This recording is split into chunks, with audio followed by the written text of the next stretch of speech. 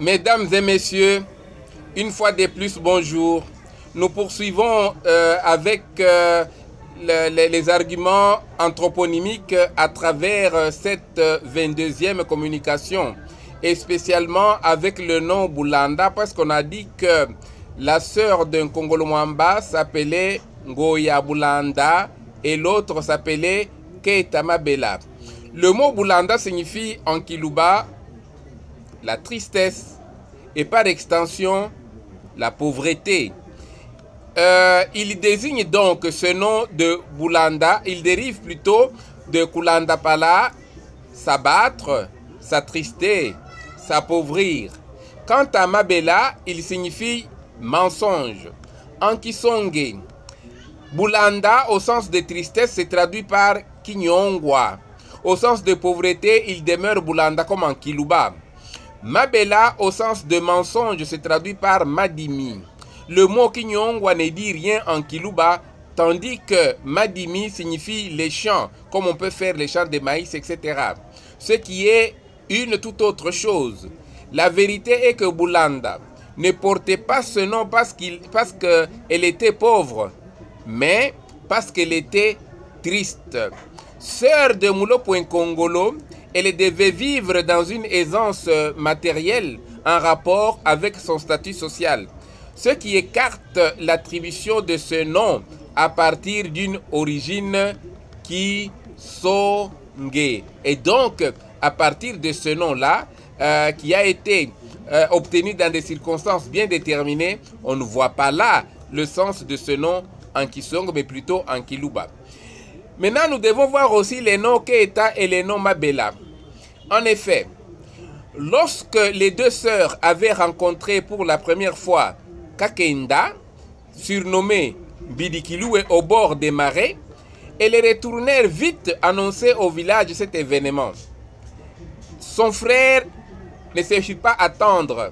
Les guerriers qu'un Congolo expédia aux trousses de l'étranger pour le tailler en pièces ne le trouvèrent pas. Aussi avait-on taxé Keita des menteuses en l'appelant, n'est-ce pas, Keita Mabela, forme contractée de Keita wa Mabela, littéralement Keita personne de mensonge ou mieux Keita la menteuse.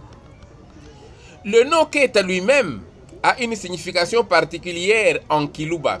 Il ne s'agit pas de Keita, forme contractée de Kamuita, un petit morceau de viande dans laquelle les lettres M et W sont tombées pour donner Kaita. Enfin, la contraction des voyelles A et I a engendré le son E. Beaucoup de gens, il y en a même qui ont écrit pour dire que Keita signifie un petit morceau de viande. Ils n'avaient pas compris que le Kiluba est une langue tonale, où les tonèmes et les morphèmes ont des sens, ont valeur de mots et même de forme grammaticale. Il s'agit ici plutôt de Kamudita dans sa forme originelle, Kamuita dans sa forme intermédiaire, Kaita devenu Keita dans sa forme la plus simple pour dire un fagot, c'est-à-dire quelque chose qui est lié, qui est tramé, qui est monté à dessein. Donc, Keita et Keita, c'est différent en Kiluba. Si vous ne savez pas ça, si vous ne tenez pas compte de cette tonalité, vous risquez de vous tromper. Et beaucoup de gens se sont trompés. C'est pourquoi on l'appelle Keita Mabela, Keita la lieuse de mensonges.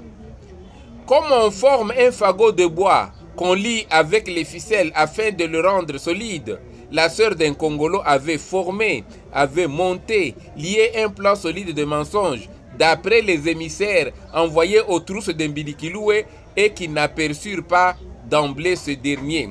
C'est comme si on voulait dire que de tous les menteurs, Keita est la première. Ces mensonges sont tellement bien montés, tellement bien liés qu'on ne se doute de rien.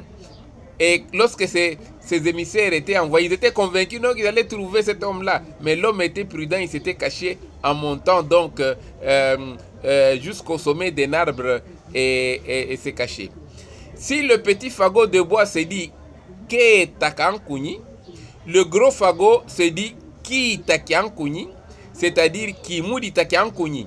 Et le mot « Keta » et le terme « Mabela », tous les deux sont dans un Kiluba aussi vivant et aussi actuel qu'au temps où vécurent les sœurs d'un Congolo.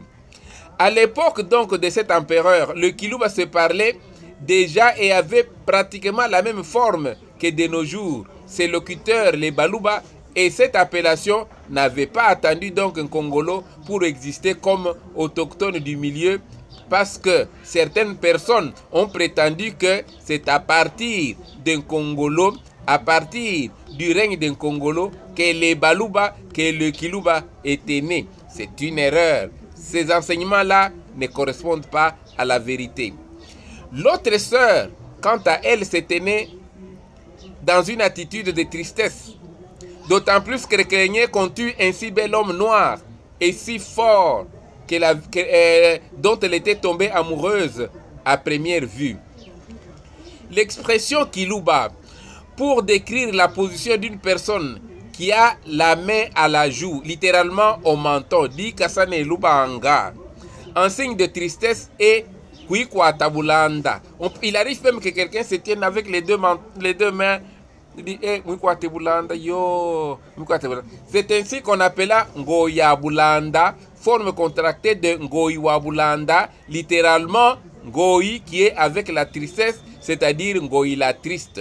Ce qui atteste que la langue des sœurs d'un Congolo, ainsi que celle de ceux qui les avaient ainsi surnommés, était le Kiluba. Aujourd'hui encore, ce mot garde le même sens dans cette langue, le Kiluba. Voilà une autre voie par laquelle on montre que et les sœurs d'un Congolo, un Congolo lui-même était Baluba, natif du Buluba, autochtone du Buluba et partant locuteur du Kiluba. Merci mes amis, merci mes frères, merci mes sœurs. N'abandonnez pas, hein? Suivez-nous, suivez-nous, suivez-nous. Nous continuons. La fois prochaine, nous allons parler de Kakenda, puisque Mbidikilou était appelé Kakenda. Pourquoi est-ce qu'on l'appelait Kakenda?